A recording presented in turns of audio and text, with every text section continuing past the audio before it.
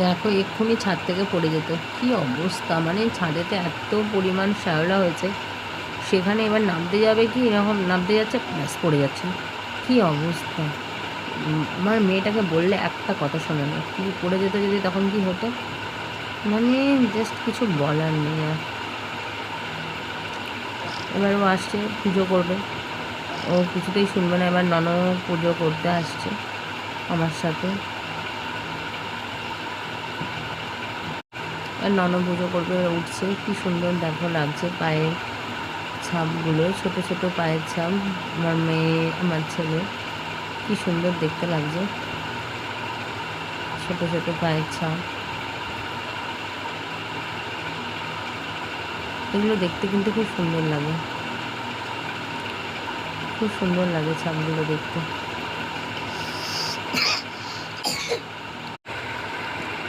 আমাদের কার্তিক, দেখো ও চাইছে এখানে, কার্তিককে নিতে চায়, এখানে দেখো ও দুটো ঠাকুরকে নেবে বলে করছে, সরস্বতী আর আমাদের হাতি মহারাজ দুজনকে নেবে, নিয়ে একটুখানি ও পুজো করবে, তো সেই জন্য ও চাইছে পুজো করবে বলে, দুজনকে নেবে নিয়ে পুজো করবে চাইছে, ওই জন্য ওই সরস্বতী আর হাতি মহারাজকে নেবে নিয়ে পুজো করবে, পুজো করতে বসবে, একা একাই হাতি মহারাজকে নিচ্ছে।